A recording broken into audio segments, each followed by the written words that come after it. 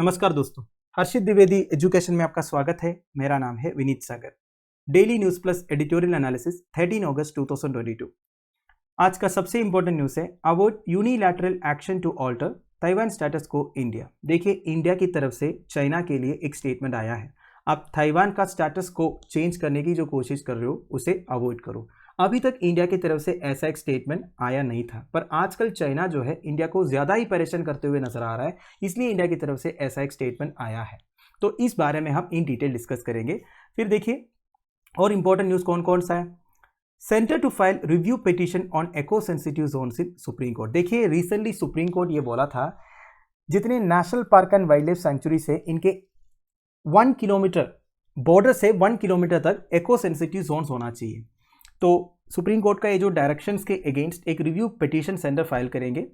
फिर सेंटर बगर्स को रिहैबिलिटेट करने के लिए स्कीम लेके आने वाला है। फिर देखिए, मैनुअल स्कैवेंजर्स जितने हैं ये पता करने के लिए गवर्नमेंट एक सर्वे कंडक्ट करने वाला है, वो देखेंगे। फिर श्रीलंकन सिविल वार के टाइम पर काफ़ी सारे लोग डिस्प्लेस हुए थे या फिर डिसअपीयर हुए थे, इनके मदर्स जो है पिछले 2000 दिन से प्रोटेस्ट कर रहा है, स्ट्रगल कर रहा है, तो इसके बारे में एक आर्टिकल है। फिर ओंगोल कैटल के बारे में कुछ डिटेल्स बताएंगे दोस्तों। ओंगोल कैटल का जो पिकुलियरिटीज है, इनका मिल्क का जो हाई प्रोटीन कंटेंट है, इसके बारे में आर्टिकल है। फिर centre invokes essential commodities act, ठीक है, 1955 का एसेंशियल कमोडिटीज एक्ट को सेंटर इन्वोक किया है तूर दाल प्राइसेस को कंट्रोल करने के लिए। तो इतने न्यूज़ है। अब हम एडिटोरियल आर्टिकल्स देखेंगे। सबसे पहला, moving policy away from population control. ये सबसे इंपॉर्टेंट आर्टिकल है दोस्तों, इसमें पूरे एग्जामिनेशन पर्सपेक्टिव में इंपॉर्टेंट पॉइंट्स है, ठीक है, तो ये हम इन डिटेल डिस्कस करेंगे। फिर देखिए, ये वाला आर्टिकल मैंने छोड़ दिया दोस्तों, इसमें इतना समझने के लिए इंपॉर्टेंट कुछ नहीं है, एक स्टोरी की तरह शशि थरूर साहब का आर्टिकल है। फिर ये भी मैंने अवॉइड किया है, 3 मर्डर्स इन ए कम्युनल कॉर्डन। मैं ट्राई करूंगा और एक अलग वीडियो में आपको समझाने के लिए, वैसे इसमें भी इतना कुछ इंपॉर्टेंट नहीं है आपको समझने के लिए।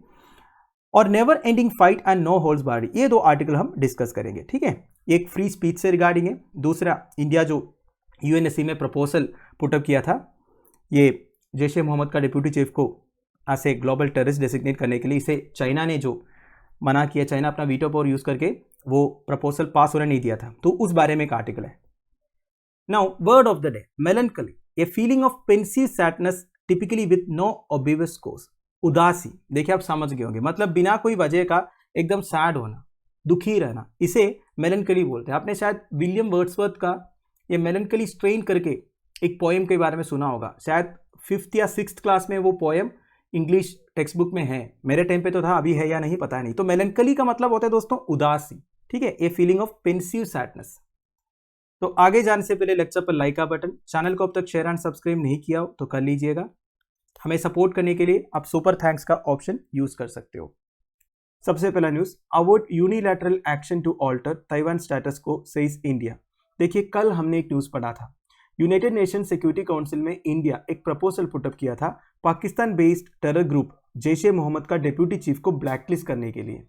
वैसे आपको पता ही होगा, 2 दिन पहले जम्मू एंड कश्मीर में रजौरी में 4 इंडियन सोल्जर्स का डेथ हुआ था एक टेररिस्ट अटैक में, तो इसलिए इंडिया ने बोला था ये जो जैश ए मोहम्मद का डिप्यूटी चीफ है उसे सबसे पहले ब्लैकलिस्ट करो, पर चाइना ने ये प्रपोजल को होने नहीं दिया। बेसिकली चाइना ने एक टेक्निकल हॉल्ट लगा दिया इस प्रपोजल के ऊपर। वैसे आपको पता होगा, चाइना जो है यूनाइटेड नेशन सिक्योरिटी काउंसिल का one of the permanent member है, तो चाइना अपना वीटो पावर यूज कर सकता है। तो परमानेंट मेंबर अगर बैकअप नहीं देंगे, यूनाइटेड नेशन सिक्योरिटी काउंसिल में कोई भी डिसीजन नहीं हो सकता। इस तरह बना के रखा हुआ है यूनाइटेड नेशन सिक्योरिटी काउंसिल का स्ट्रक्चर को, वो भी गलत है, वो अलग बात है। तो देखिए, आजकल चाइना जो है उनका एटीट्यूड ऐसे बन गया है, इंडिया कुछ भी करेंगे उसका अगेंस्ट बोलना है। तो चाइना आजकल इंडिया को ज्यादा ही परेशान करते हुए नजर आ रहा है। वैसे इंडिया चाइना का जो इंटरनल अफेयर्स है या फिर रीजनल कॉन्फ्लिक्ट है उसके ऊपर कमेंट नहीं करता था, पर अब चाइना इतना ही अगेंस्ट हो गया है इंडिया का, तो इंडिया भी एक स्टेटमेंट रिलीज किया। चाइना जो आजकल ताइवान में कर रहा है, ताइवान को अटैक करने का प्लान बना रहा है, वन चाइना पॉलिसी के अंडर ताइवान को अटैच करने का प्लान बना रहा है, उसके अगेंस्ट अभी इंडिया ने एक कमेंट पास किया है।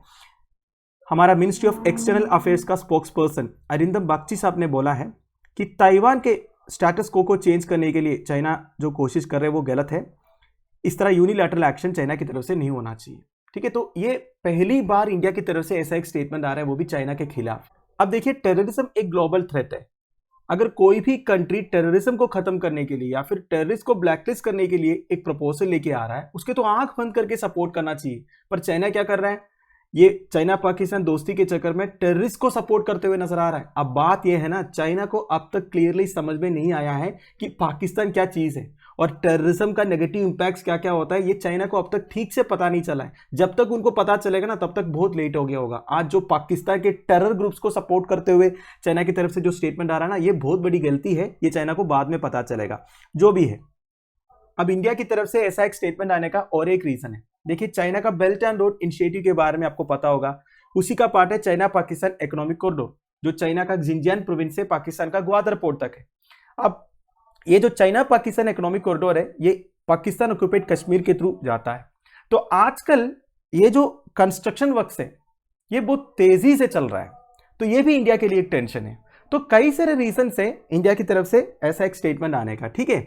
नाउ और क्या बता रहा है, देखिए, US house speaker Nancy Pelosi recently Taiwan visit किए थे, तभी से ये सारे प्रॉब्लम शुरू हुआ, क्योंकि चाइना को ये लगने लगा आजकल ताइवान मैटर में यूएस जो है ज्यादा ही इंटरेस्ट दिखा रहा है, ठीक है। इसलिए चाइना ताइवान को डराने लगा है, वार प्रिपरेशन चल रहा है, कई सारे ड्रिल्स चल रहा है, वेपन्स फायर हो रहा है कि नहीं। वैसे चाइना का वन चाइना पॉलिसी के बारे में आपको पता होगा। वन चाइना पॉलिसी के अंडर चाइना ये बोलता है ताइवान जो है चाइना का पार्ट है, पर ताइवान ये बोलता है हम कोई चाइना का पार्ट नहीं, हम एक इंडिपेंडेंट कंट्री है। पर चाइना ये मानते नहीं है। और US house speaker Nancy Pelosi का विजिट के बाद चाइना आजकल साउथ ईस्ट एशियन कंट्रीज में जा रहा है, उनके सपोर्ट मांग रहा है कि आप वन चाइना पॉलिसी को सपोर्ट करो, है कि नहीं। तो रिसेंटली श्रीलंकन प्रेसिडेंट की तरफ से भी एक स्टेटमेंट आया था, वो भी हमने कवर किया था कि उन्होंने बोला था वन चाइना पॉलिसी को हम सपोर्ट करते हैं। मतलब चाइना आजकल साउथ एशियन रीजन में जितने कंट्रीज है, उनका सपोर्ट लेने की कोशिश कर रहा है कि आप सब वन चाइना पॉलिसी को सपोर्ट करो। वैसे और एक रीसेंट डेवलपमेंट ये हुआ था, चाइना का एक इंटेलिजेंस गैदरिंग शिप युआन वांग 5 श्रीलंका का हम्बनटोटा पोर्ट में आने वाला था। हम्बनटोटा पोर्ट का लोकेशन आपको मालूम होना चाहिए, मान लीजिए इंडिया है, ये श्रीलंका है। हम्बनटोटा पोर्ट करीब इधर आता है साउथ वेस्ट रीजन में। तो ये जो लोकेशन है हम्बनटोटा पोर्ट का, ये इंडिया के लिए हमेशा एक थ्रेट है। इसलिए इंडिया सथेन रीजन में अपना जो डिफेंस प्रिपरेशन है वो इंक्रीज करने के बारे में सोच रहा है, कई सारे प्लान्स चल भी रहा है। वैसे हम्बनटोटा पोर्ट चाइना ने डेवलप करके दिया है श्रीलंका को, और ये पोर्ट जो है चाइना को लीज में दिया है, क्योंकि श्रीलंका के पास पैसा नहीं था देने के लिए। तो कुछ साल के लिए हम्बनटोटा पोर्ट चाइना के कंट्रोल में है। और हम्बनटोटा पोर्ट में अगर एक चाइनीज स्पाई शिप आएंगे तो इंडिया के लिए थ्रेट होगा। तो श्रीलंका को इंडिया ने बोला था इस शिप को आने नहीं देना है। पहले तो बोला था श्रीलंका ठीक है हम आने देंगे, पर ऐसा लग रहा है अब ये शिप उधर आएगा। अब युआन वांग 5 जो चाइनीज स्पाई शिप है वो आया नहीं आया इसके बारे में पता नहीं है, श्रीलंकन ऑफिशियल्स ने कुछ बोला नहीं अभी तक। बट देखिए, एक शिप तो जरूर पहुंच गया उधर, पीएनएस तैमूर, पाकिस्तान का एक शिप है, वो भी चाइनीज बिल्ट फ्रिगेट वारशिप है। मतलब चाइना ने पाकिस्तान को एक फ्रिगेट वारशिप बना के दिया था रिजनली, पीएनएस तैमूर। ये पहुंच गया है कोलंबो पोर्ट में। अब देखिए, ये दोनों में थोड़ा सा लिंकेज नजर आ रहा है। श्रीलंका का स्पाई शिप आ रहा है हम्बनटोटा में और पीएनएस तैमूर पहुंच गया है कोलंबो पोर्ट में। तो ये सारे इंडिया के लिए टेंशन वाली बात है। अगला है centre to file review petition on eco sensitive zones in Supreme Court, GS paper 2 government policies and interventions में ये न्यूज आपको काम आएगा। सबसे पहले न्यूज का बैकग्राउंड समझते हैं। देखिए, तमिलनाडु का एक डिस्ट्रिक्ट है नीलगिरी डिस्ट्रिक्ट, ये बेसिकली वेस्टर्न घाट्स में आता है।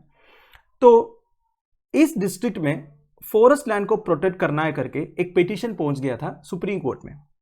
तो ये पिटीशन के ऊपर सुप्रीम कोर्ट ने एक डायरेक्शन इश्यू किया गवर्नमेंट ऑफ इंडिया को कि हमारे देश में जितने नेशनल पार्क्स है, वाइल्ड लाइफ सैंक्चुरीज है, इनके बाउंड्री से 1 किलोमीटर बाहर तक एको सेंसिटिव जोन करके डिक्लेयर करना चाहिए। ये मैंडेटरी है। अब एको सेंसिटिव जोन मतलब क्या होता है? एको सेंसिटिव जोन में किसी भी तरह का ह्यूमन एक्टिविटी परमिसिबल नहीं है। जैसे कि हम रोड्स बनाते हैं, बिल्डिंग्स बनाते हैं, ये सब परमिट नहीं करेंगे। तो इस तरह करने के लिए सुप्रीम कोर्ट का डायरेक्शन आया। तो जैसे सुप्रीम कोर्ट का डायरेक्शन आया, काफी सारे स्टेट गवर्नमेंट्स प्रोटेस्ट करने लगा। सबसे ज्यादा प्रोटेस्ट हुआ था केरला स्टेट गवर्नमेंट की तरफ से। अब केरला का ज्योग्राफिकल लोकेशन आपको मालूम है, केरला का ईस्टर्न साइड पूरा वेस्टर्न घाट्स है, वेस्टर्न साइड पूरा अरेबियन सी है। अब बीच में थोड़ा सा एरिया बचा हुआ है। वैसे केरला का डेंसिटी ऑफ पॉपुलेशन भी बहुत ज्यादा है, ठीक है, क्योंकि देखिए थोड़ा सा एरिया है ना बीच में, एक साइड में पूरा जंगल है, एक साइड में पूरा समुद्र है।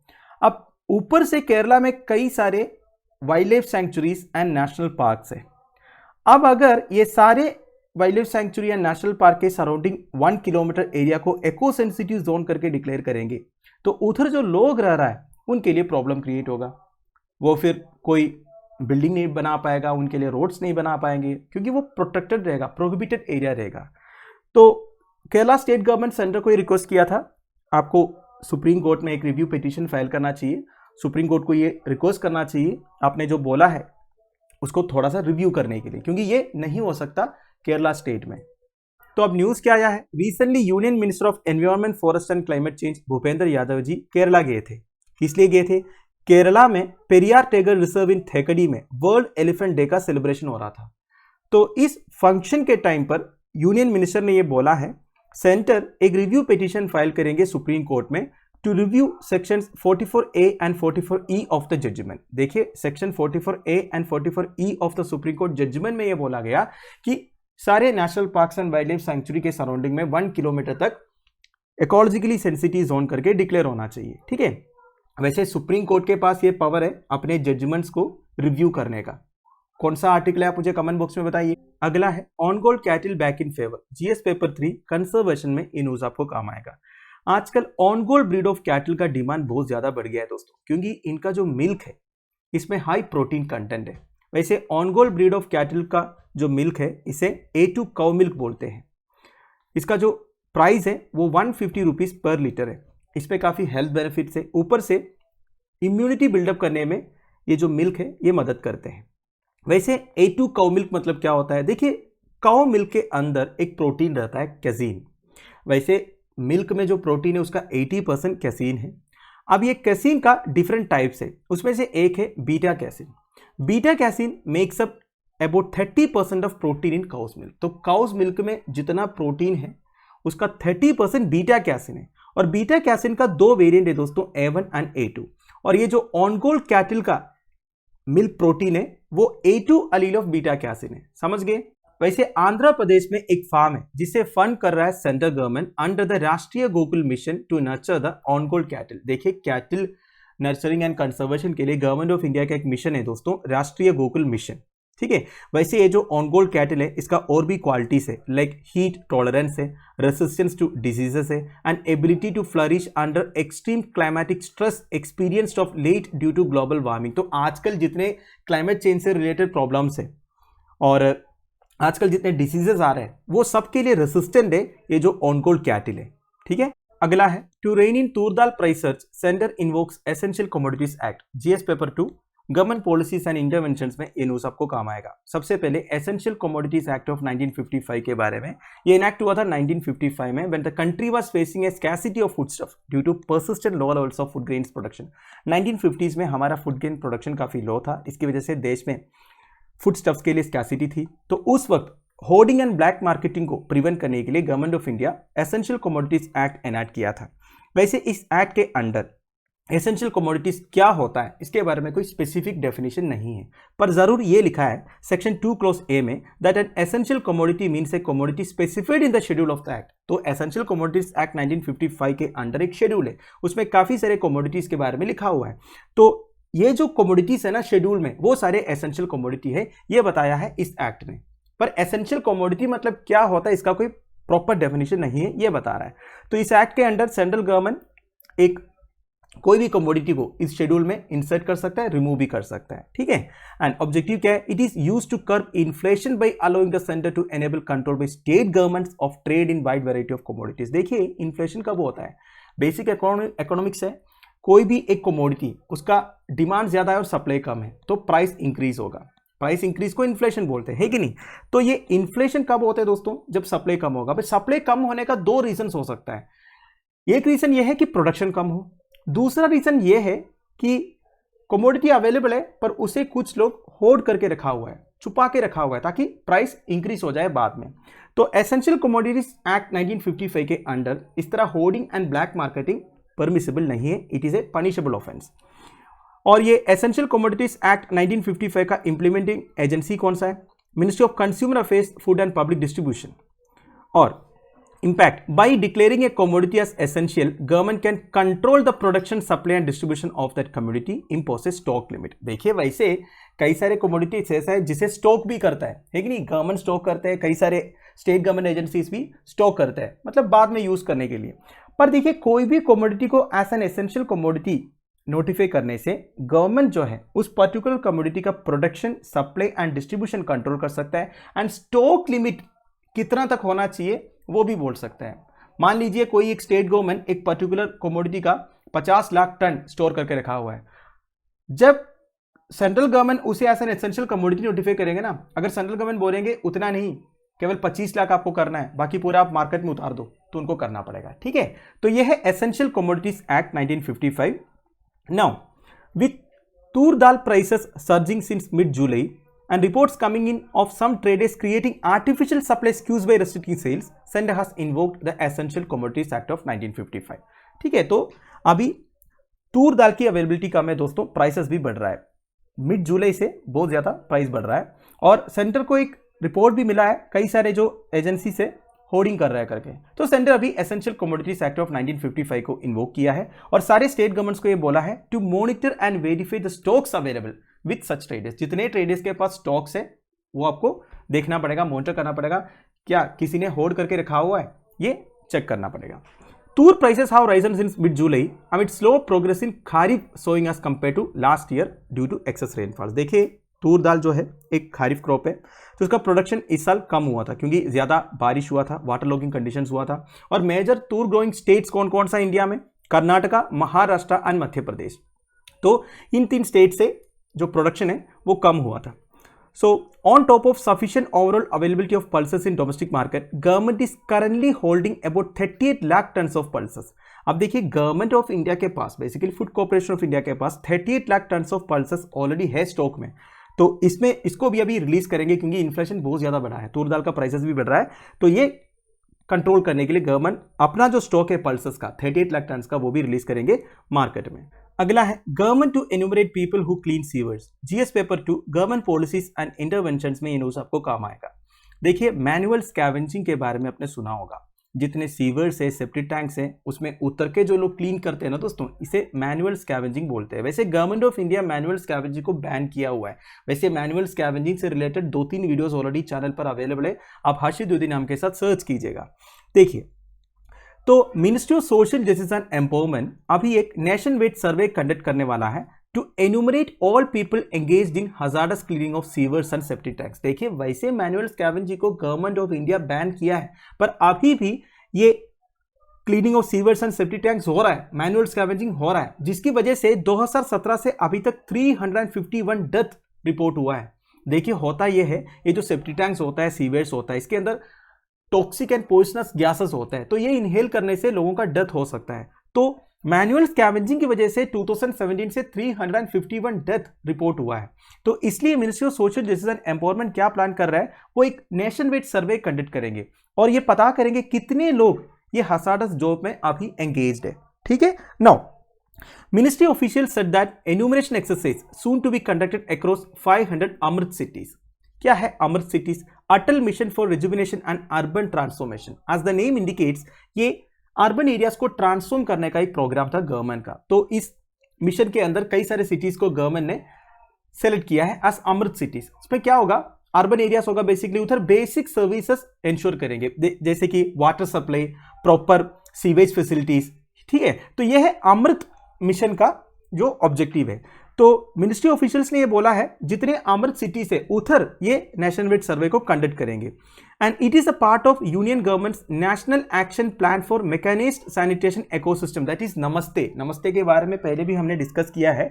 गवर्नमेंट ऑफ इंडिया का एक एक्शन प्लान है दोस्तों, national action plan for mechanised sanitation ecosystem. इसका मतलब क्या है, देखिए आजकल क्या होता है, आजकल नहीं पहले क्या होता था, ये जो सेप्टिक टैंक्स होता है, सीवेज होता है, उसमें लोग उतरते थे और मैन्युअली क्लीन करते थे। पर आजकल कई सारे मशीन्स आया दोस्तों, मतलब लोगों को उतरने की जरूरत नहीं है, बस मशीन का इस्तेमाल करके इसे क्लीन किया जा सकता है।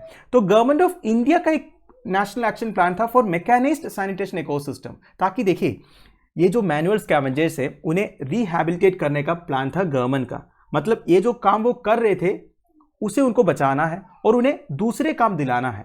इसके लिए गवर्नमेंट एक ये नमस्ते वाला स्कीम लेके आया था।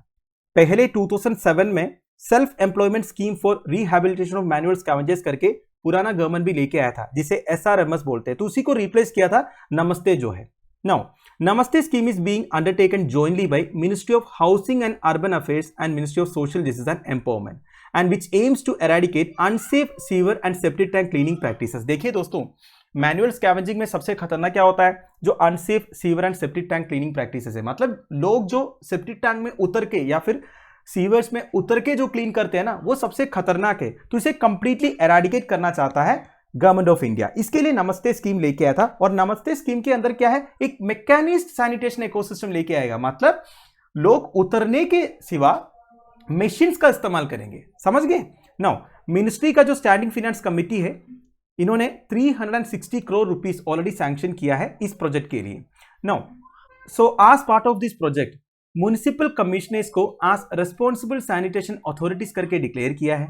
सैनिटेशन रिस्पॉन्स यूनिट सेटअप हो रहा है 200 सिटीज में, और एक नेशनल हेल्पलाइन भी सेटअप किया है दोस्तों for addressing sanitation needs, that is 14420। देखिए, अगर किसी को सैनिटेशन से रिलेटेड कुछ नीड्स है या फिर अगर कहीं पे भी मैनुअल स्कैवेंजिंग जबरदस्ती हो रहा है, तो ये सब रिपोर्ट करने के लिए नेशनल हेल्पलाइन नंबर भी सेटअप किया है 14420। नाउ ये स्कीम के अंडर कैपिटल सब्सिडीज दिया जाएगा up to 5 lakh rupees on sanitation machinery costing up to 15 lakh and interest subsidies on loan. देखिए, मैंने आपको बोला जितने मैनुअल स्कैवेंजर्स है उन्हें रिहैबिलिटेट करने का प्लान है गवर्नमेंट का। तो अगर वो मशीन्स खरीदना चाहते हैं तो उन्हें 15 लाख का लोन मिल जाएगा, उसमें 5 लाख गवर्नमेंट की तरफ से सब्सिडी होगा। ठीक है।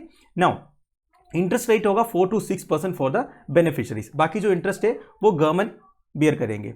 इन addition scheme also provides for training the workers in the use of this machine.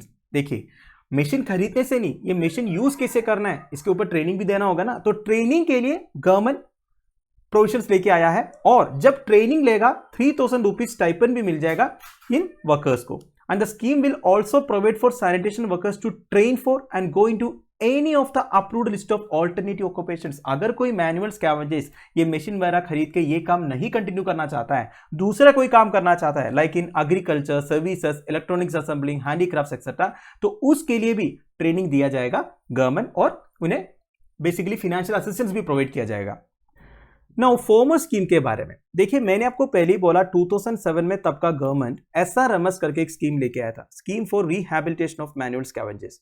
ये स्कीम के अंडर गवर्नमेंट सारे एलिजिबल बेनिफिशरीज को 40,000 रुपीज का कैश ट्रांसफर किया था बेसिकली रिहैबिलिटेशन के लिए।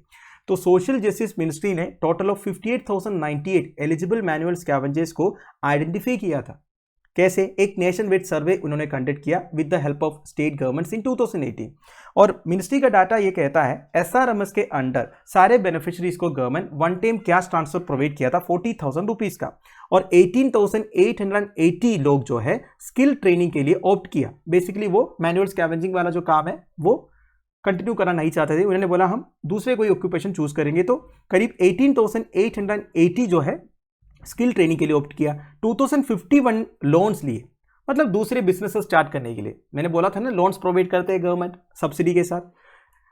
Since 2018 several attempts have been made to identify more manual scavengers including through स्वच्छता मोबाइल। अब देखिए, गवर्नमेंट का प्लान ये है, ये जो मैनुअल स्कैवेंजिंग है उसे कंप्लीटली एराडिकेट करने का। ठीक है, तो 2018 से गवर्नमेंट यही कोशिश कर रहा है कि और मैनुअल स्कैवेंजर्स को आइडेंटिफाई करने के लिए गवर्नमेंट ऑफ इंडिया का एक स्वच्छता मोबाइल ऐप है, उस ऐप में भी जो मैनुअल स्कैवेंजर्स रजिस्टर कर सकते हैं और रिहैबिलिटेशन के लिए अप्लाई भी कर सकते हैं। पर क्या हुआ, the registrations on the app turn out to be fake, the ministry claimed, adding that of around 6,500 app registrations claiming benefits under the SRMS, none were found to be genuine। अब देखिए दोस्तों, हमारे देश में ये होता है, जब भी गवर्नमेंट कुछ अच्छा करना चाहता है तो इसमें फेक अकाउंट्स आ जाता है, सब पैसे खाने के चक्कर में रहता है। अब देखिए, जैसे गवर्नमेंट ज्यादा मैनुअल स्कैवेंजर्स को आइडेंटिफाई करने के लिए स्वच्छता मोबाइल ऐप के थ्रू रजिस्ट्रेशन शुरू किए, जितने रजिस्ट्रेशन आए सबके सब fake registration.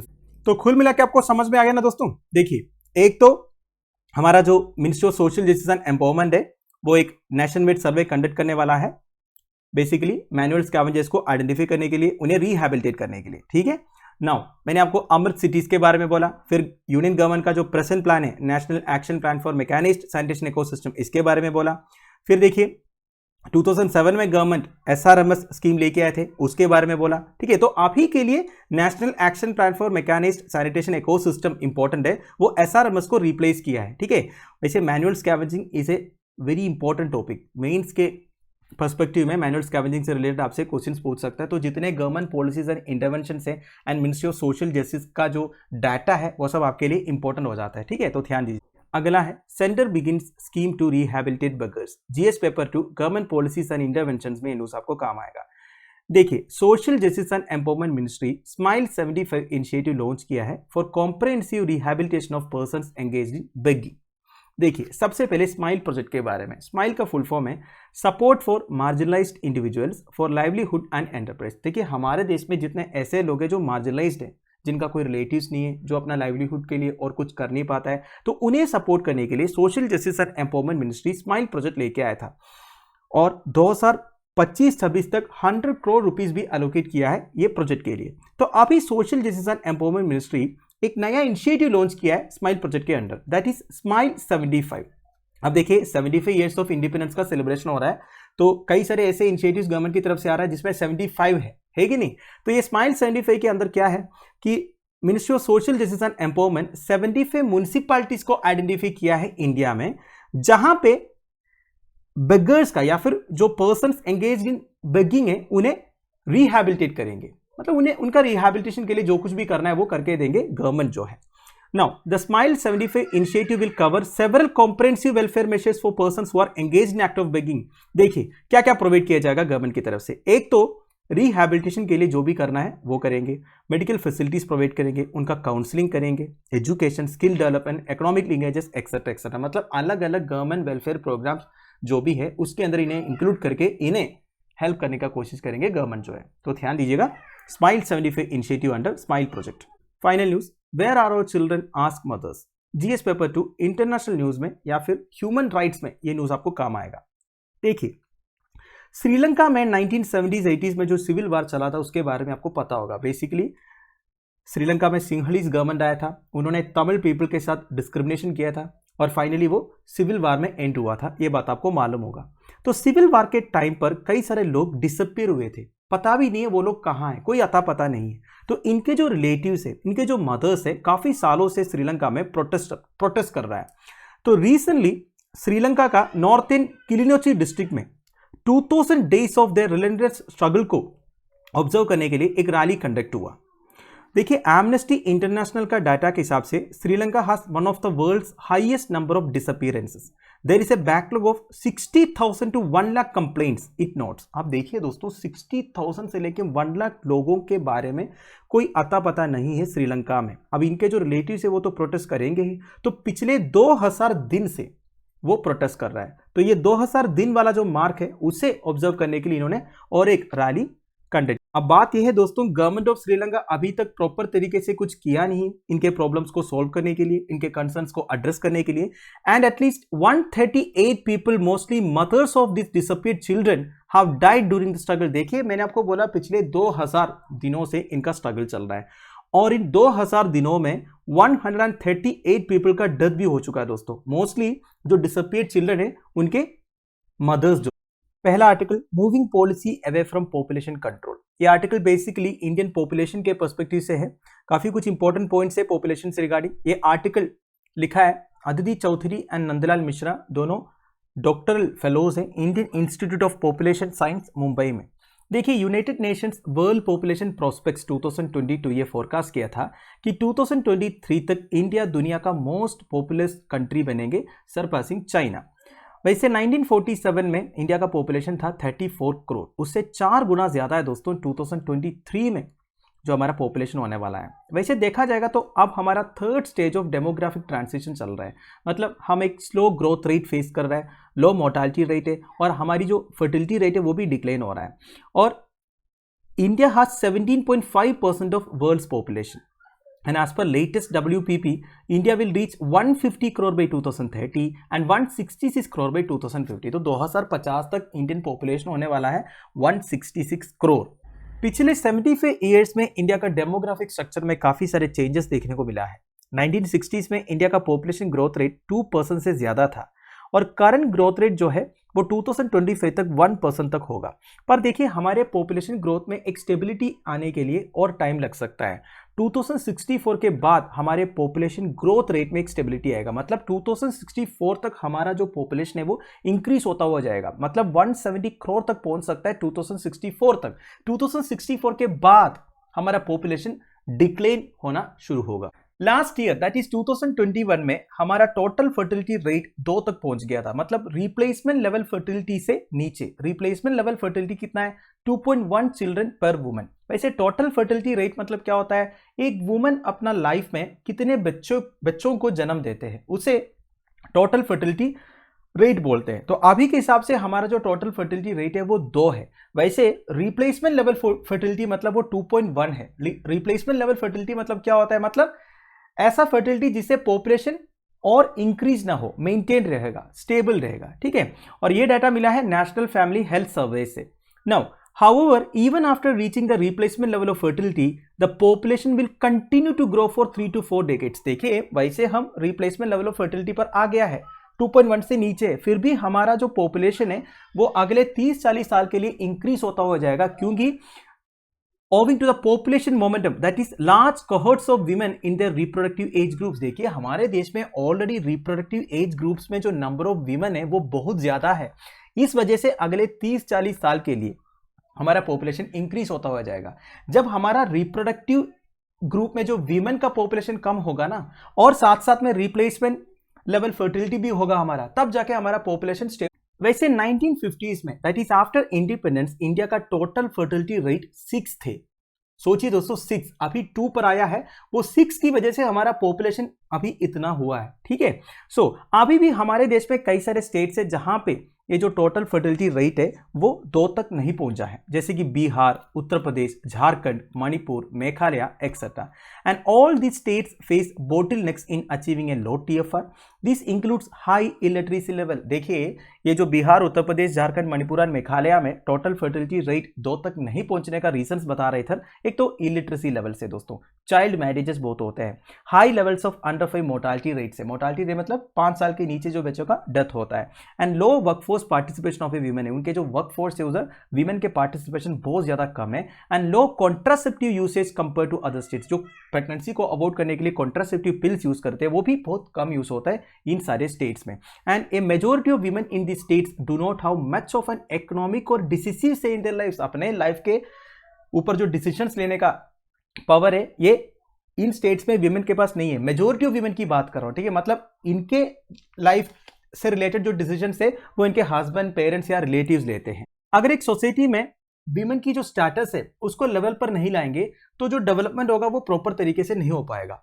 Now demographic dividend. देखिए लार्जर पॉपुलेशन होने का मतलब है उस कंट्री का ग्रेटर ह्यूमन कैपिटल होना चाहिए, हायर इकोनॉमिक ग्रोथ होना चाहिए and improved standards of living होना चाहिए। ऐसा क्यों बता रहा है? देखिए पॉपुलेशन इंक्रीज हो रहा है मतलब काम करने के लिए ज्यादा लोग होंगे, ह्यूमन रिसोर्स ज्यादा बढ़ रहा है, तो इसका मतलब यह है उस कंट्री का इकोनॉमिक ग्रोथ ऊपर होना चाहिए, स्टैंडर्ड्स ऑफ लिविंग भी इंप्रूव होना चाहिए। अगर आप इंडिया के एग्जाम्पल देखोगे, पिछले 70 साल में हमारे देश में share of working age population 50% से 65% तक इंक्रीज हुआ है। अच्छी बात है, resulting in A remarkable decline in the dependency ratio. हमारा डिपेंडेंसी रेशियो भी कम हुआ है। क्या होता है dependency ratio? Number of children and elderly person पर वर्किंग एज पॉपुलेशन। तुम देखिए वर्किंग एज पॉपुलेशन के हिसाब से कितने बच्चे और बूढ़े लोग हैं। वैसे ये डिपेंडेंट्स मतलब क्या होता है दोस्तों? जो लोग हमारे ऊपर डिपेंडेंट है। कौन लोग डिपेंडेंट रहता है? वर्किंग एज पॉपुलेशन के ऊपर कौन डिपेंडेंट रहता है? बच्चे रहते हैं और बूढ़े माँ बाप रहते हैं, है कि नहीं? तो हमारे देश में वर्किंग एज पॉपुलेशन इंक्रीज हुआ है और हमारा डिपेंडेंसी रेशियो भी कम हुआ है पिछले 70 साल में। WPP 2022 के हिसाब से India will have one of the largest work forces globally, that is in next 25 years 1 in 5 working age group persons will be living in India. तो देखिए अगले 25 साल में इंडिया का वर्क फोर्सेस बहुत ज्यादा इंक्रीज होने वाला है और दुनिया में जितने वर्किंग एज ग्रुप पर्सन्स होंगे उनमें से 1/5 दैट इज 20% इंडिया से होगा। And the working age bulge will keep growing till the mid 2050s। तो मिड 2050s तक हमारा ये जो वर्किंग एज बल्ट है ये होता रहेगा। पर देखिए इंडिया को ये वर्किंग एज पॉपुलेशन का प्रॉपर तरीके से उपयोग करना चाहिए, बट इंडिया के सामने कई सारे ऑब्स्टेकल्स है दोस्तों। नंबर 1, इंडिया का labour force is constrained by the absence of women from the work force. हमारे फीमेल पार्टिसिपेशन रेट काफ़ी कम है, तो ये एक चैलेंज है। Only a fourth of women are employed, ठीक है, मतलब 1/4 ऑफ 25% वीमेन एम्प्लॉयड है, तो ये एक प्रॉब्लम है। फिर quality of educational attainments is not up to the mark. देखिए पॉपुलेशन इंक्रीज हो रहा है और वर्किंग एज पॉपुलेशन भी इंक्रीज हो रहा है, पर ये वर्किंग एज पॉपुलेशन की जो क्वालिटी है ये भी इंपॉर्टेंट है। मतलब जो वर्किंग एज पॉपुलेशन है उनके पास बेसिक स्किल्स होना चाहिए, एजुकेशनल क्वालिफिकेशन होना चाहिए, तब जाके इसका सही उपयोग कर पाएगा ना। अगर जो वर्किंग एज पॉपुलेशन बिल्कुल क्वालिफाइड नहीं, उनके पास बेसिक स्किल्स नहीं है, एबिलिटीज नहीं है, फिर क्या फायदा। तो इसके लिए गवर्नमेंट को कॉन्सेंट्रेट करना होगा। फिर इंडिया का लार्जेस्ट पॉपुलेशन तो होगा, दुनिया में मोस्ट पॉपुलस कंट्री होने वाला है इंडिया, बट इंडिया का जो एम्प्लॉयमेंट रेट है वो भी कम है ना। तो ये सारे इंडिया के सामने एक बहुत बड़ा चैलेंज होने वाला है। क्यों? और वर्किंग एज पॉपुलेशन इंक्रीज होने से जो इंडिया को उसका सही उपयोग करना चाहिए वो नहीं हो पाएगा अगर इन चैलेंजेस को टैकल नहीं करेंगे। तो अभी से इंडिया को प्रिपेयर्ड रहना होगा। और एक डेमोग्राफिक कंसर्न है इंडिपेंडेंट इंडिया का, मेल डोमिनेंट सेक्स रेशियो। 1951 में इंडिया का सेक्स रेशियो 946 फीमेल्स पर 1000 मेल्स था और 2011 में सेक्स रेशियो था 943 फीमेल्स पर 1000 मेल्स, मतलब 3 कम हुआ था। पर 2022 तक, जैसे कि सेंसस रिपोर्ट आएंगे 2026 तक आ जाएगा 2021 का सेंसस रिपोर्ट, तो तब तक ऐसा एक्सपेक्टेड है 950 फीमेल्स पर 1000 मेल्स तक हो जाएगा। पर देखिए दोस्तों ये भी काफी नहीं है। It is a shame that 1 in 3 girls missing globally due to sex selection, that is both pre and post natal, is from India. 46 million of the total 142 million missing girls. आप देखिए दोस्तों, दुनिया भर में जितने गर्ल्स मिसिंग है, total 142 million girl missing है, उसमें से 46 मिलियन इंडिया से है। और इंडिया में ये जो pre and post natal sex selection होता है, मतलब प्रेग्नेंट होने के बाद 3-4 महीने में चाहे तो जेंडर पता कर सकता है। वैसे इंडिया में बैंड है, फिर भी इलीगल तरीके से इंडिया में हो रहा है। तो इंडिया में जो है अभी भी ये जो pre and post natal sex selection होता है, पोस्ट नेटल मतलब कुछ जगहों में ये भी होता है दोस्तों, अगर गर्ल चाइल्ड है उन्हें खत्म करने की भी कोशिश किया जाता है। बहुत पहले तो ये होता ही था इंडिया में, पर आजकल भी रिमोट एरियाज में होता है करके कुछ रिपोर्ट्स आए। तो ये सेक्स रेशियो को इंप्रूव करना हमारी प्रायोरिटी होना चाहिए, बिकॉज हमारे देश में कई सारे कम्युनिटीज में मैरिज स्क्यूज का चैलेंज है। क्या होता है marriage squeeze? Now this is an important tip, an imbalance between number of men and women available to marry in a specific society. ठीक है, मतलब एक स्पेसिफिक सोसाइटी में जब शादी करने के लिए main and women sufficiently available ना हो, इसे मैरिज स्क्यूज बोलते हैं। तो ये सेक्स रेशियो में जो डिफरेंस है ना हमारे, इस वजह से होता है। और इधर लाइफ एक्सपेक्टेंसी एट बर्थ की बात किया जा रहा है दोस्तों। क्या होता है लाइफ एक्सपेक्टेंसी एट बर्थ? मतलब एक बच्चा जन्म लेने के बाद कितने साल तक जिंदा रह सकता है। तो 1947 में वो 32 ईयर्स थे, 2019 तक वो 70 ईयर्स तक पहुंच गया। ठीक है, और हमारा जो मोर्टालिटी इंडिकेटर्स है वो भी इंप्रूव हुआ है लास्ट 7 डिकेड्स में। और इन्फेंट मोर्टालिटी रेट डिक्लेन हुआ है दोस्तों। 1951 में इन्फेंट मोर्टालिटी रेट 133 था बिगर स्टेट्स के लिए, और 2020 तक वो 27 तक पहुंच गया। वैसे इन्फेंट मोर्टालिटी मतलब बच्चों का जो डेथ होता है ना प्रेगनेंसी के टाइम पर या फिर 5 साल के अंदर जो होता है, इसे इन्फेंट मोर्टालिटी रेट बोलते हैं। The under 5 mortality rate fell from 250 to 41 and the maternal mortality ratio drop from 2000 in 1940s to 103 in 2019। तो ये सब अच्छे अच्छे इंडिकेटर्स है। देखिए 1900 मतलब इंडिपेंडेंस से अभी तक अगर आप कंपेयर करोगे तो अंडर 5 मोर्टालिटी रेट जो है 250 से 41 तक पहुंच गया है। मैटरनल मोर्टालिटी मतलब डिलीवरी के टाइम पर जो मदर्स का डेथ होता है वो भी ड्रॉप हुआ है। 1940s में 2000 था और 2019 तक वो 103 पे आ गया। Now every other women in the reproductive age group in India is anaemic. Anaemic मतलब जो रेड ब्लड सेल्स की डेफिशिएंसी होता है, बेसिकली आयरन की डेफिशिएंसी से एनीमिया होता है। और इंडिया में रिप्रोडक्टिव एज ग्रुप में जितने वीमेन है उसमें मैक्सिमम एनेमिक है, मतलब 50% तक एनेमिक है। And every third child below 5 is stunted. Stunted मतलब क्या होता है? मतलब एज के हिसाब से हाइट नहीं होना, वेट नहीं होना, ये सबको स्टंटिंग वेस्टिंग ये सब बोलते हैं। तो every third child in India stunted है, under 5। India stands 101 out of 160 nations in global hunger index. देखिए ग्लोबल हंगर इंडेक्स में भी हमारा जो रैंक है काफी नीचे है। So this is pretty daunting for a country which has one of the most extensive welfare programmes. देखिए हमारा जो वेलफेयर प्रोग्राम से फॉर फूड सिक्योरिटी, जैसे कि हमारा मिड डे मील स्कीम है, पब्लिक डिस्ट्रीब्यूशन सिस्टम है, ये सब दुनिया का सबसे लार्जेस्ट प्रोग्राम्स है। इसके बावजूद हमारा ग्लोबल हंगर इंडेक्स में इतना नीचे रैंक है। हमारे देश में एवरी थर्ड चाइल्ड स्टंट हो रहा है, और हमारे देश में रिप्रोडक्टिव एज ग्रुप में जितने वीमेन है उसके 50% एनीमिक है। तो ये सब थोड़ा सा कंसर्न वाली। सो ऑथर ऑफ द आर्टिकल इधर ये बताना चाह रहा है कि ऑलरेडी इंडिया के सामने इतने सारे चैलेंजेस है। जब हम most populous country in the world बन जाएंगे तो सबसे पहले हमें इन सारे चैलेंजेस को दूर करना पड़ेगा। इसके बाद हम हमारा जो ह्यूमन रिसोर्स है इसका सही इस्तेमाल कर पाएंगे, है कि नहीं। नाउ सीरियस हेल्थ रिस्क के बारे में भी बताया हुआ है दोस्तों। Disease pattern in the country has also seen A ट्रेमेंडस shift in the 75 years. पिछले 75 ईयर्स में हमारे देश में जो डिसीज पैटर्न रहा है दोस्तों, उसमें भी चेंजेस देखने को मिला है। While India was fighting communicable diseases post independence, there has been a transition towards non-communicable diseases also. देखिए पहले तो इंडिया के सामने चैलेंज था कम्युनिकेबल डिसीजेस जो स्प्रेड होता था, तो आजकल नॉन कम्युनिकेबल डिसीजेस भी इंडिया में बहुत ज्यादा रिपोर्ट हो रहा है। इंडिया में जितने डेथ हो रहा है उसका 62% का कारण नॉन कम्युनिकेबल डिसीज है। India is a global disease burden leader as the share of NCDs has almost doubled since the 1990s, which is of the primary reason for worry. तो इंडिया का जो शेयर है non communicable disease का, ये 1990 से अभी तक almost double हुआ है। And India is home to over 8 crore people with diabetes. ठीक है, डायबिटीज मतलब इंडिया में डायबिटिक पेशेंट है 8 करोड़।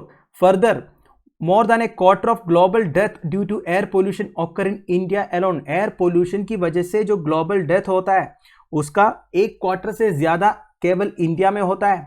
एंड इंडिया वैसे देखा जाएगा तो एक यंग नेशन है with 50% of its population below 25 years of age। देखिए इंडिया में अभी जितना पॉपुलेशन है ना, इसका आधा जो है या 50% जो है 25 years of age से नीचे है। But the share of India's elderly population is now increasing. पर देखिए बाकी जो 50% है वो है एल्डरली पॉपुलेशन, पर ये जो एल्डरली पॉपुलेशन का शेयर है वो धीरे धीरे इंक्रीज हो रहा है, और ये 2050 तक 12% इंक्रीज होगा। एंड 2050 के बाद एल्डरली पॉपुलेशन का जो शेयर है वो और इंक्रीज होगा। तो देखिए एल्डरली पॉपुलेशन का शेयर इंक्रीज हो रहा है, मतलब हमारा जो social, financial and health care support system है उसे डेवलप करना होगा, ठीक है। That is need of the hour now. The focus of action should be on extensive investment in human capital, on older adults living with dignity and on healthy population aging। तो ये Elder people का welfare देखने के लिए, उन्हें संभालने के लिए हमें अपने आप को प्रिपेयर करना पड़ेगा। सुइटेबल इंफ्रास्ट्रक्चर होना चाहिए, और भी सोशल वेलफेयर स्कीम्स लेके आना चाहिए। एंड हमें हमारा जो यंग पॉपुलेशन है उनको सपोर्ट करने के लिए क्वालिटी एजुकेशन प्रोवाइड करना चाहिए, और इन्वेस्टमेंट करना चाहिए हेल्थ सेक्टर में। And the focus should not be on population control. देखिए अब पॉपुलेशन कंट्रोल करने के लिए कुछ करने की जरूरत नहीं, क्योंकि ऑलरेडी हमारा जो पॉपुलेशन कंट्रोल में है। मैंने आपको पहले बताया हमारा जो टोटल फर्टिलिटी रेट है वो रिप्लेसमेंट लेवल से नीचे आया है, तो पॉपुलेशन कंट्रोल अभी के लिए प्रॉब्लम नहीं है। Instead an augmentation of quality of life should be of the priority. जो पॉपुलेशन अभी है उनके क्वालिटी ऑफ लाइफ इंप्रूव करने के लिए हमें कुछ करना चाहिए। अगला है no holds barred. India must continue to try to designate terrorist and not lose faith in the process. देखिए आर्टिकल वही बात कर रहे हैं दोस्तों। यूनाइटेड नेशन सिक्योरिटी काउंसिल में इंडिया ने एक प्रपोजल पुटअप किया था, बेसिकली जैश ए मोहम्मद का डिप्यूटी चीफ रऊफ असगर को as a global terrorist designate करने के लिए on the United Nation Security Council 1267 committee listing. Now ये जो 1267 कमिटी लिस्टिंग है ये आप ध्यान दीजिएगा, ठीक है। इसी के अंदर ग्लोबल टेररिस्ट वाला डेसिग्नेशन दिया जाता है, ठीक है। तो इंडिया ने जो कोशिश किया था, पर इसके ऊपर चाइना अपना वीटो पावर यूज करके टेक्निकल होल्ड प्लेस किया है, जिस वजह से वो प्रपोजल पास नहीं हो पाया है अभी तक। So China has swung another blow to its ties with India which are already at a fragile point. देखिए चाइना और इंडिया का जो रिलेशन है ऑलरेडी एक फ्रजाइल पॉइंट में है, ठीक तरह से नहीं चल रहा है। आपको पता है 16 rounds of military commander talks हो चुका है line of actual control issue के ऊपर, पर अभी तक वो इश्यूज हम रिजोल्व नहीं कर पाया है। मतलब 2020 अप्रैल में जो गालवान वैली क्लैशेस हुआ था तब से लेके अब तक 16 राउंड्स ऑफ टॉक्स हो चुका है। तो अब ये जो चाइना ने किया है, मतलब एक ग्लोबल टेररिस्ट को ब्लैकलिस्ट करने का प्रपोजल था, उसको तक चाइना ने अलो नहीं किया। तो बेसिकली इसमें क्या नजर आ रहा है, इंडिया जो कुछ भी करना चाह रहा है उसके अगेंस्ट चाइना हमेशा जो है सामने एक ऑब्स्टेकल बन के खड़ा होते हुए नजर आ रहा है। वैसे लास्ट वीक में भी तो एक इशू हुआ था, चाइना का एक इंटेलिजेंस वारशिप श्रीलंका का हम्बनटोटा पोर्ट में आ रहा करके एक न्यूज आया था। तो गवर्नमेंट ऑफ इंडिया ने श्रीलंकन गवर्नमेंट को एक बोला था कि ये अलो मत कीजिए, क्योंकि इस तरह एक Chinese spy ship Hambantota port में आएंगे तो इंडिया के लिए थ्रेट है। पर देखिए श्रीलंकन गवर्नमेंट भी क्या करे, वो तो ऑलरेडी चाइना के ऊपर डिपेंडेंट है, इतने सारे billions of dollars already China को देना है।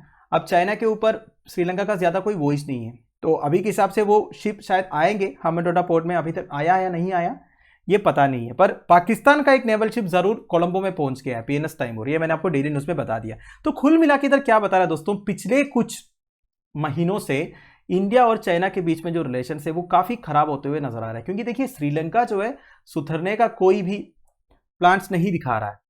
वैसे इंडिया में भी enforcement directorate and income tax authorities Chinese technology measures के ऑफिसर्स में रेड मारा था under suspicion of A range of financial crimes.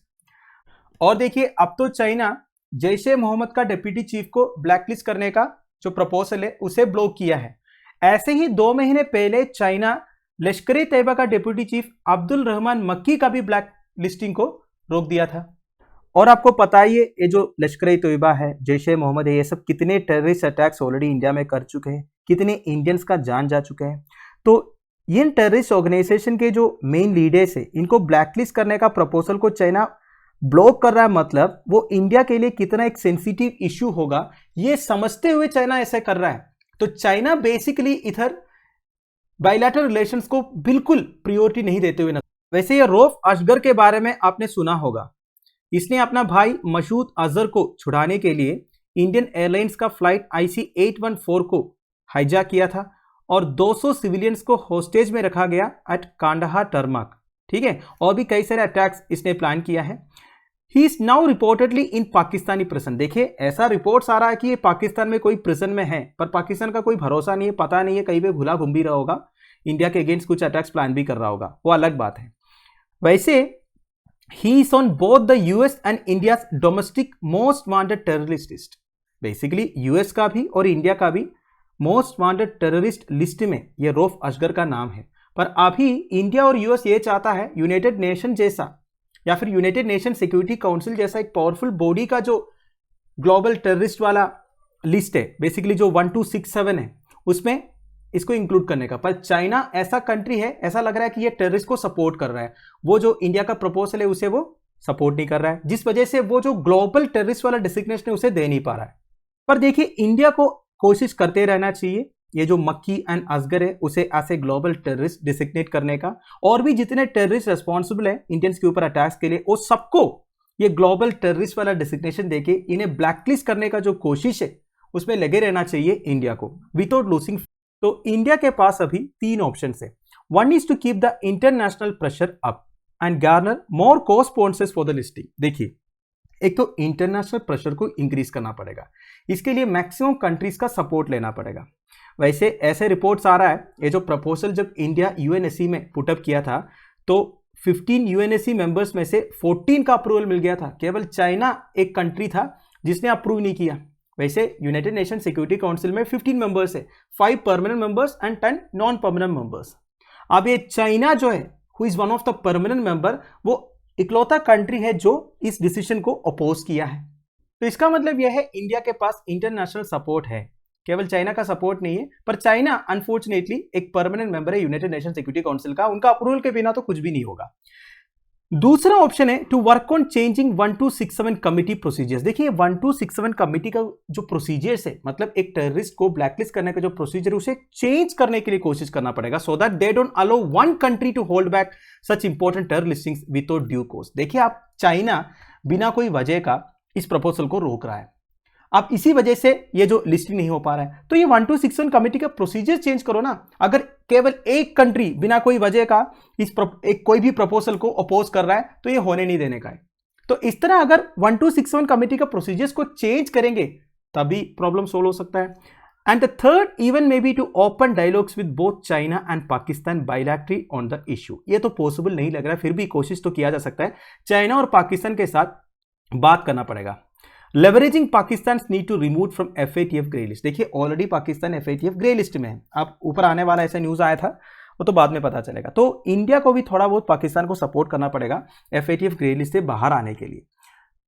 और चाइना जो इंटरेस्ट दिखा रहा है आजकल पाकिस्तान इकोनॉमिक रिकवरी में, उसको भी थोड़ा बहुत इग्नोर करना पड़ेगा to ensure the listings are accomplished. मतलब हमारी प्रायोरिटी ये होना चाहिए कैसे भी करके ये जो लिस्टिंग्स है ये कंप्लीट हो जाए। 1261 कमिटी में ये जो टेररिस्ट है इन्हें ऐसे ग्लोबल टेररिस्ट डिसिग्नेट करवाना है, तब तक हमें थोड़ा सा आंख बंद करना पड़ेगा, हमारी जो स्ट्रैटेजी है उसमें थोड़ा सा चेंज करना पड़ेगा, ये बता रहा है। ठीक है, eventually if the goal behind the UNSC listings is to ensure that perpetrators of terrorist attacks are held accountable, the emphasis must be on working through all awareness. मतलब देखिए दोस्तों, कैसे भी करके हमें हमारा जो लक्ष्य है उसे अचीव करना चाहिए, उसके लिए थोड़ा बहुत एडजस्ट करके भी अगर हो जाए तो ठीक है। अगला है never ending fight, free speech is constantly under threat from religious and caste groups. ये आर्टिकल बेसिकली जय भीम कंट्रोवर्सी से रिलेटेड है। जय भीम कंट्रोवर्सी से रिलेटेड एक वीडियो मैंने 2 दिन पहले बनाया था, आप देख लीजिएगा। एक्चुअली जय भीम मूवी अगर आपने देखे नहीं हो तो 100% देख लीजिएगा, अच्छी मूवी है, काफ़ी कुछ सीखने को है, समझने को है। तो इशू क्या हुआ था दोस्तों, जैसे जय भीम मूवी रिलीज हुआ तो मूवी का एक्टर सूर्या और डायरेक्टर टीजे ज्ञानवेल के अगेंस्ट एक कंप्लेंट पहुंच गया था डिस्ट्रिक्ट मजिस्ट्रेट कोर्ट में। कंप्लेंट यह था कि मूवी में एक सब इंस्पेक्टर ऑफ पुलिस को दिखाता है जिन्होंने एक विलन रोल किया है। वो sub inspector of police actually villain role किया है। वो क्या करता है, इरूलर कम्युनिटी का एक बंदे को जान से मारता है, तो उसी से रिलेटेड पूरी स्टोरी है। तो सब इंस्पेक्टर ऑफ पुलिस हो गया विलन, ठीक है, कोई उनको पसंद नहीं करेंगे, सबसे खतरनाक तरीके से उन्हें पोर्ट्रे किया है। तो सब इंस्पेक्टर का जो रोल है ना, वो तमिलनाडु का एक बैकवर्ड कम्युनिटी है, वानियर कम्युनिटी, उनसे मैच करता है करके कंप्लेंट आ गया, और इससे वानियर कम्युनिटी का फीलिंग्स को हर्ट किया करके कंप्लेंट पहुंच गया। तो वो डिस्ट्रिक्ट मजिस्ट्रेट ने क्या किया, पुलिस को डायरेक्ट किया कि एक एफआईआर फाइल करो under section 295 of the IPC. Now section 295A of the IPC क्या कहता है, deliberate and malicious acts intended to outreach religious feelings. अगर कोई भी डेलिब्रेटली ऐसे कुछ एक्टिविटी करोगे जो रिलीजियस फीलिंग्स को आउटरेट करेंगे तो वो एक पनिशेबल ऑफेंस है। तो मजिस्ट्रेट ने पुलिस को ये डायरेक्ट किया कि आप एक एफआईआर फाइल करो under section 295A of the IPC against Suriya and director TJ Gnanavel. ठीक है, नाउ केस पहुंच गया हाई कोर्ट में। तो हाई कोर्ट ने क्या बोला, हाई कोर्ट ने सबसे पहले तो एफआईआर को कैंसिल किया, क्वाश किया, and they had directly concluded that magistrate had acted mechanically as the order did not even mention what offense was made out in the complaint। देखिए वो कंप्लेंट के हिसाब से ऑफेंस क्या है भाई। वैसे सेक्शन 295 ये कहता है deliberate and malicious acts intended to outrage religious feelings। अब ये वानियर कम्युनिटी कब से एक रिलीजन बन गया, ठीक है, इधर क्या कर रहा है, कास्ट एंड रिलीजियन को मैच करने की कोशिश किया जा रहा है जब इसकी कोई जरूरत नहीं है। And the court has noted that except for a contention that film was made in a manner that is likely to incite violence and hostility towards a particular community, there was no specific instance stated in the FIR। देखिए FIR में यह बोला गया कि उस movie में जिस तरीके से वो पुलिस ऑफिसर को दिखाया गया उससे वो पर्टिकुलर कम्युनिटी के अगेंस्ट वायलेंस एंड हॉस्टिलिटी हो सकता है, पर इसका कोई इंस्टेंस FIR में नहीं दिखाया है। आप बोल रहे हो कि हाँ मूवी में इस तरह दिखाया है तो ये कम्युनिटी के अगेंस्ट हॉस्टिलिटी एंड वायलेंस हो सकता है, तो कहाँ हुआ वायलेंस, कुछ हुआ? आप बोल रहे हैं कि रिलीजियन का इंसल्ट हुआ है, अगर सेक्शन 295A के अंडर आपने एफआईआर फाइल किया है तो रिलीजियस इंसल्ट होना चाहिए, वो भी नहीं हुआ। आप बोल रहे हैं कम्युनिटी के अगेंस्ट वायलेंस एंड हॉस्टिलिटी होने का चांस है, उसका कोई इंस्टेंस है आपके पास, कुछ नहीं है। तो हाईकोर्ट के जजेस ने बोला ये जो मजिस्ट्रेट है इन्होंने मैकेनिकली एक्ट किया है, ऐसे ही ऑर्डर इशू किया है पुलिस स्टेशन को एफआईआर फाइल करवाने के लिए।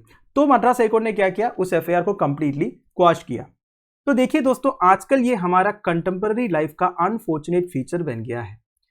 इतने सारे केसेस जो फाइल होते हैं, कभी रिलीजियस सेंटिमेंट्स को आउटरीच किया, फीलिंग्स को हर्ट किया, इसी तरह कुछ साल पहले आपको शायद याद होगा महेंद्र सिंह धोनी के अगेंस्ट भी एक क्रिमिनल कंप्लेंट फाइल हुआ था कि इन्होंने रिलीजियस फीलिंग्स को हर्ट किया करके।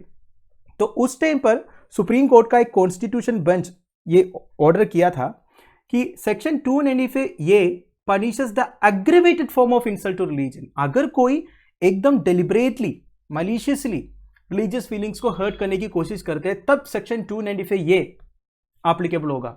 अगर देखिए गलती से या फिर मतलब उनका इंटेंशन ये नहीं था पर ऐसा हो गया, इस केसेस में सेक्शन 295 ये एप्लीकेबल नहीं होगा। इस तरह सुप्रीम कोर्ट ने सेक्शन 295A को इंटरप्रेट किया है 1957 में।